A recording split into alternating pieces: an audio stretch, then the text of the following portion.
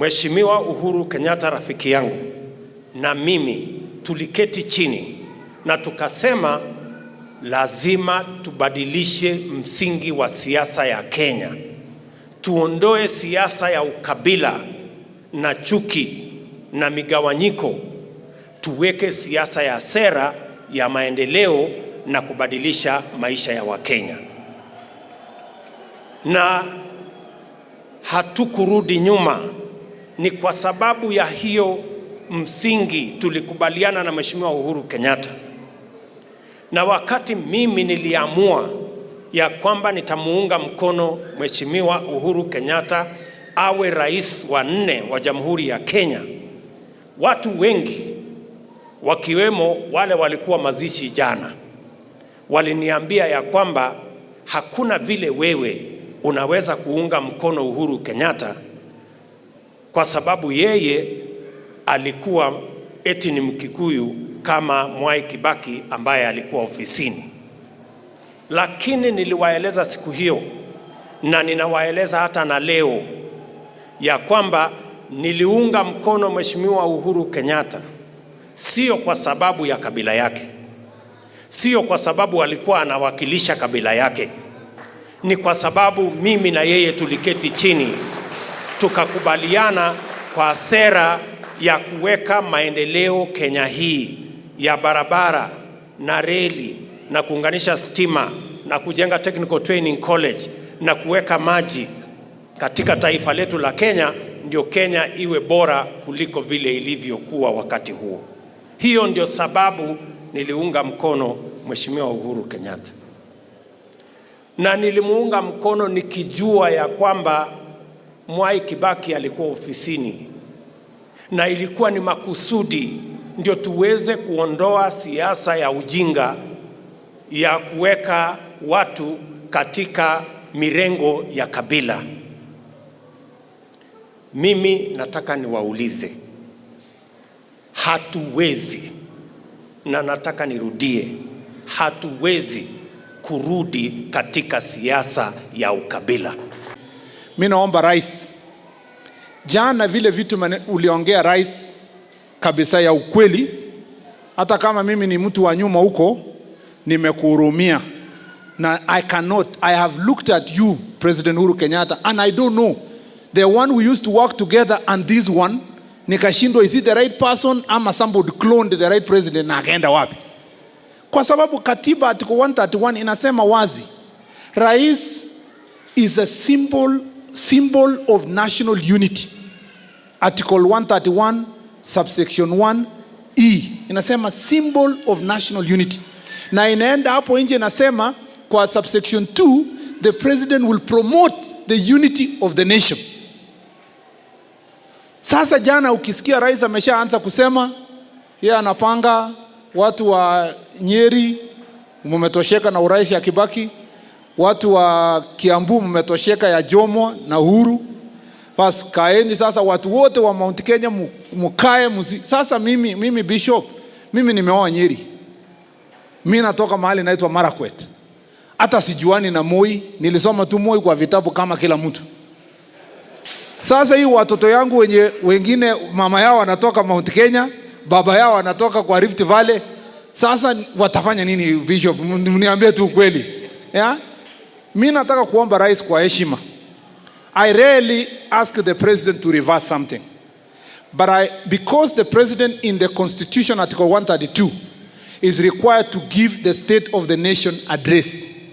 In the next State of the Nation address, I want to request President Uhuru Kenyatta to correct the things he did yesterday in Kakamega and restate the true position of the country as a nation where we will organize ourselves, not based on tribes, not based on religion, not based on sectarianism, but based as a one united country. Mimi ningemuuliza rais wa jamhuri, yeye tungetaka legacy yake baadaye, na tungemuuliza yeye kwa sababu tamu yake iko karibu kutamatika, yeye awache wenye wanahitaji kwenye kinyang'anyironi wajituke kwenye kiwanja wote bila kuwaingilia, ili mwenye wananchi wa Kenya watawekelea mkono, yeye atampa pia vyeo za uongozi bila yeye kujiingiza kwa siasa. kwa sababu akiingilia siasa hizi tutafika mahali na zote zikiwa mbaya tutakuja kumlaumu baadaye. Kwa hivyo tungemuomba yeye aweze kusikilia kama Moi Kibaki, awache kiwanja ikiwa wazi, asije akatuambia wale kama wale, na tusije tukasikia lugha ya kutuambia sasa, kwa sababu kuna mtu fulani na barabara inaonekana kama inaendelea ikididimia, ni sasa tumeleta lugha mpya. Propaganda hizo zote tungeomba zikome, na propaganda kama hizo si za kuletwa kutoka juu, hizo ni propaganda za watu wa chini. The Hustler Nation is saying this country belongs to all of us and we must all sit at the table where we are going to have a honest national conversation. And let me say this for the record. It is not a must, it is not a condition that William Ruto or anybody must be president, but it is a must that we must all sit on the table. It is not negotiable. It is not negotiable that we can continue to have an exclusive conversation about few people and about some tribes and about some leaders. We are going to have a honest national conversation. And that is what the Hustler Nation is about. It is not a threat to anybody. It is not incitement of any nature. We are just going to have a honest conversation, all of us, on a table, so that we can agree on how to move Kenya forward. If anybody is uncomfortable with that conversation, if that conversation is difficult for whatever reason, unfortunately, we must have it. It is not something that we can avoid. So let us all be ready to have that conversation. Tunaelewana jameni? I want to tell that team, their only destiny is defeat. That is what awaits you. And all that talk you saw yesterday, si kitu ingine, ni sababu ya hii narrative yetu hii ya hasra, ya watu kama Mejadong ambao walikuwa makanga, ya mtu kama mimi ambao the only thing babangu aliniachia ni saduku ya posta 237 Gatundu na membership number ya Coffee Factory number 402. That is the narrative that they don't want in this country, but unfortunately, hiyo ndio discussion na hiyo debate ambayo tutapeleka mbele. When I supported Uhuru Kenyatta, it was not because of his tribe.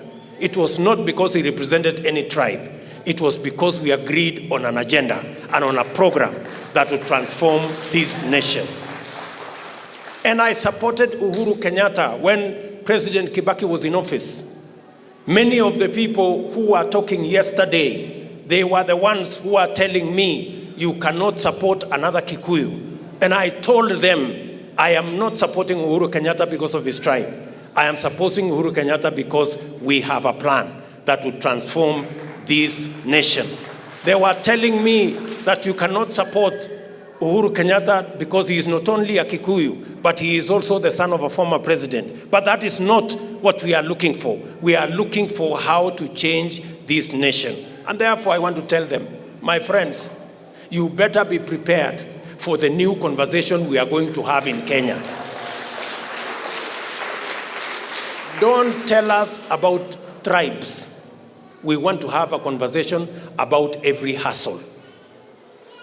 Don't tell us that we are going to discuss power. Yes, as we discuss power to be shared by the big boys and by the leaders, we must also have a conversation about empowerment and opportunity for ordinary people to chase their dreams as well.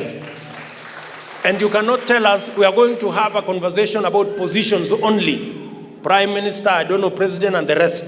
We must have a conversation, a serious conversation about millions of people who do not have jobs. And when are they going to have jobs? Every family has 2 to 3 young guys who have finished school, but they have no jobs.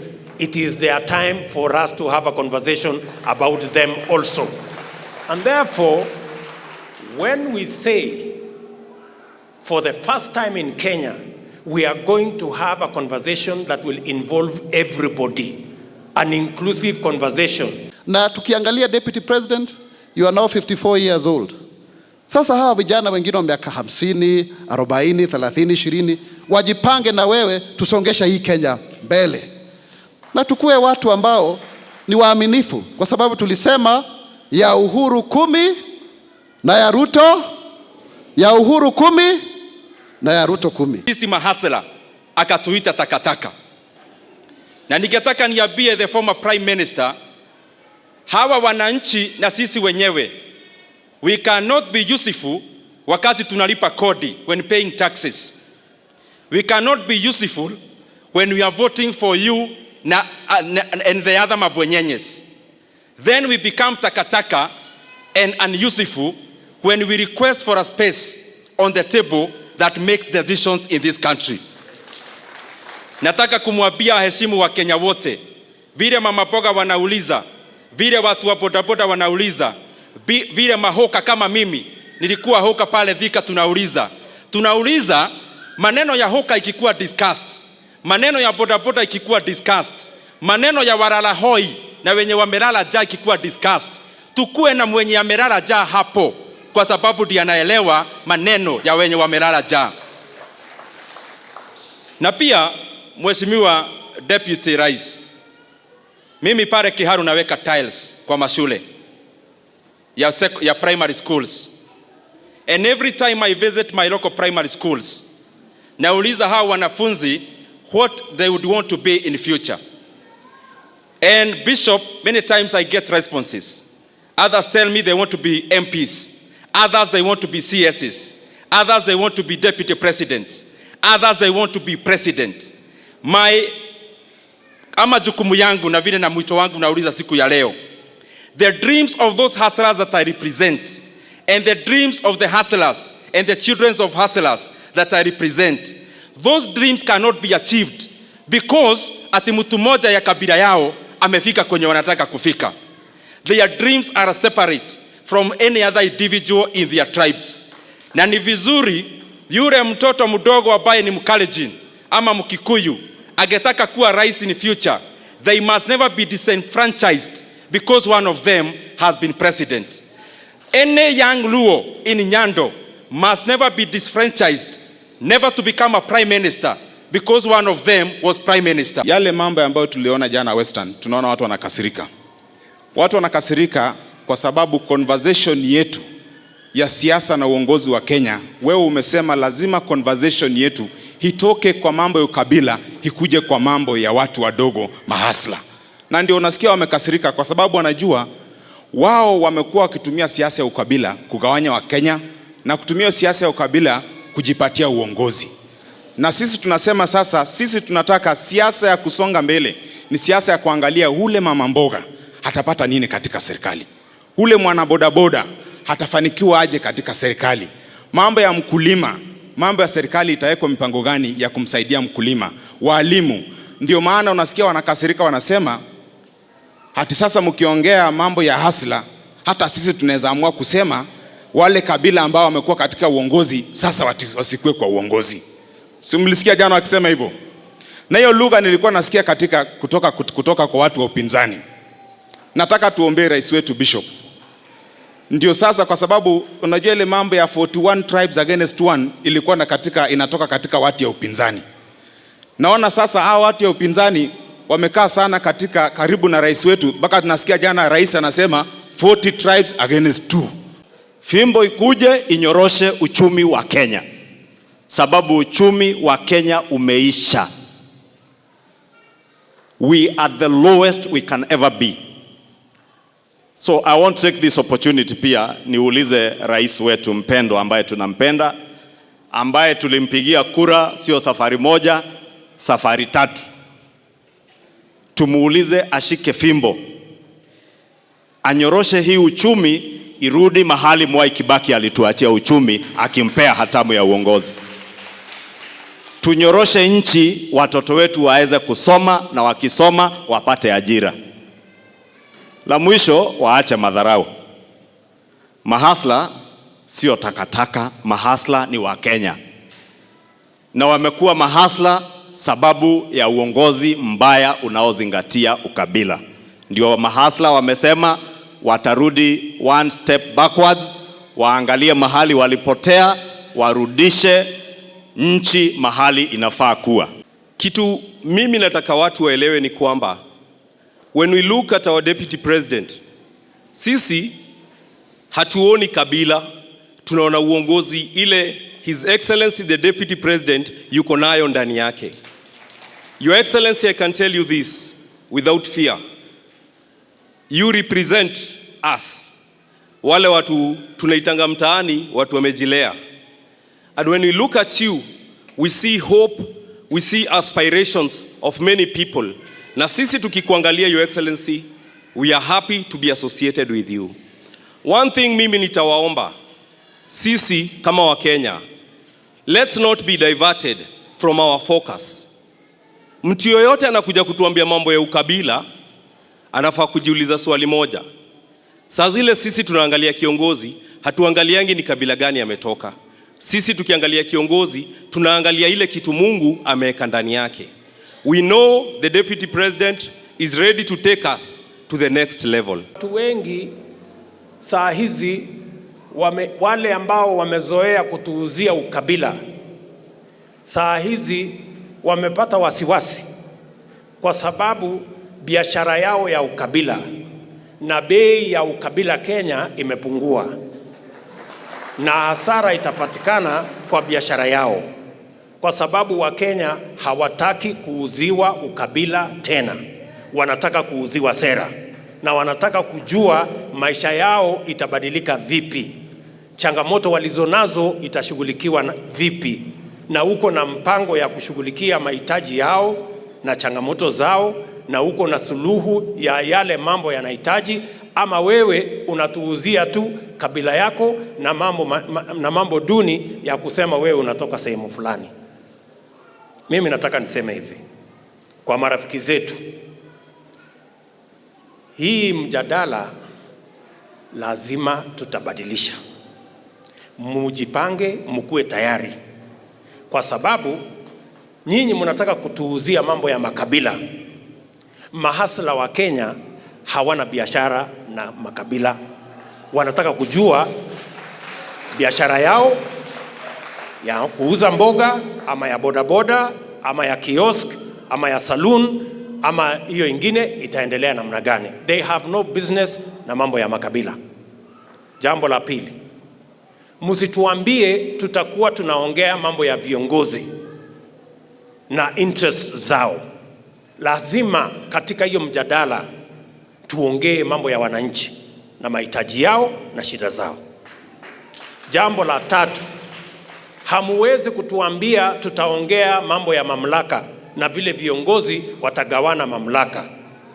Vile vile katika hiyo meza lazima tuongee mambo ya mwananchi mdogo, empowerment ya mwananchi mdogo, opportunity ya mwananchi mdogo na biashara yake. Atafanya biashara vipi? Atasaidiwa kufanya biashara vipi wakati viongozi wanazungumzia mambo ya kugawana mamlaka? Jambo la nne,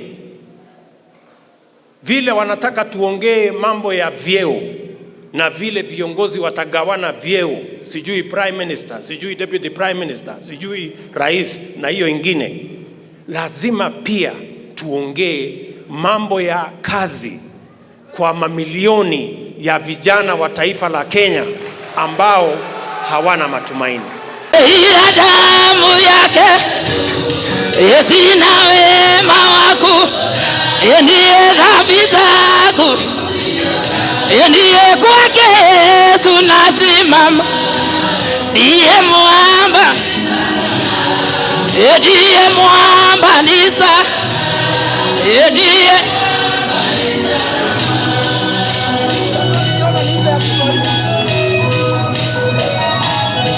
weka makofi wapindulu wewe, makofi, makofi.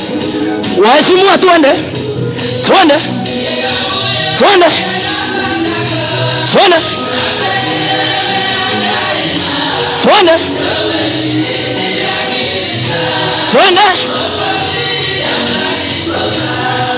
Kwake tunasema ndiye mwamba. Tuende, tuende. Inua juu, inua juu. Jehova etolonya jite juu. Inua juu. Etuleta maguta. Inua, inua. Inua. Inua. Inua. Wapi makofi, wapi makofi. Wapi makofi.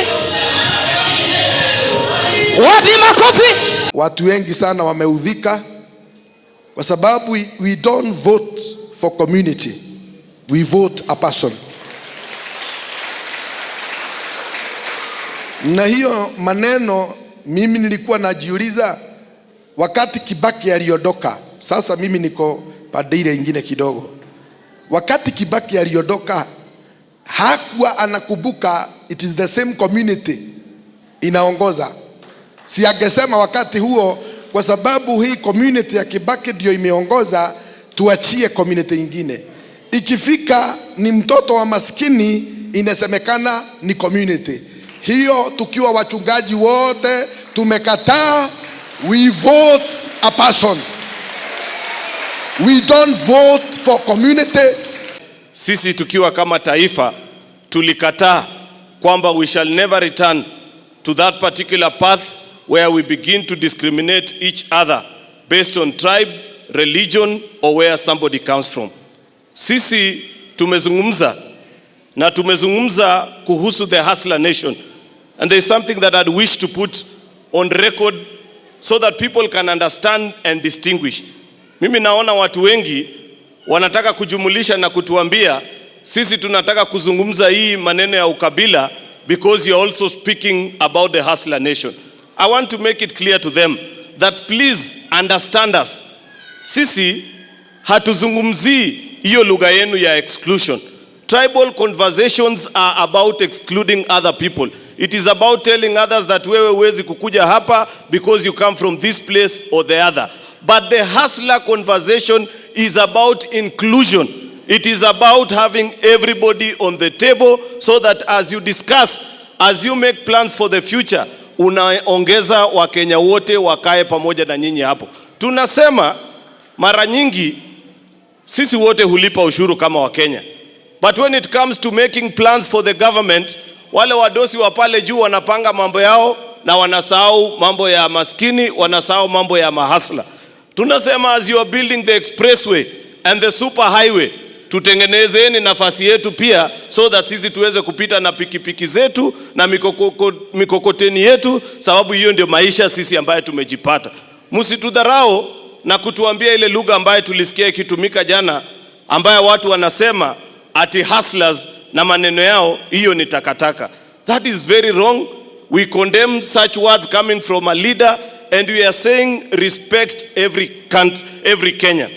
Mimi ningemuuliza rais wa jamhuri, yeye tungetaka legacy yake baadaye, na tungemuuliza yeye kwa sababu tamu yake iko karibu kutamatika, yeye awache wenye wanahitaji kwenye kinyang'anyironi wajituke kwenye kiwanja wote bila kuwaingilia, ili mwenye wananchi wa Kenya watawekelea mkono, yeye atampa pia vyeo za uongozi bila yeye kujiingiza kwa siasa.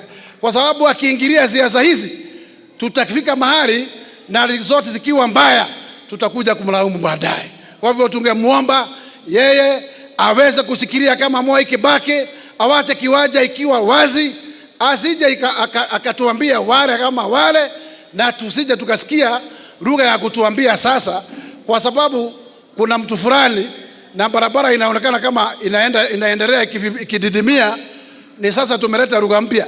Propaganda hizo zote tungeomba zikome, na propaganda kama hizo si za kuletwa kutoka juu, hizo ni propaganda za watu wa chini. Na hapa tuko na Kimani Ichung'wah.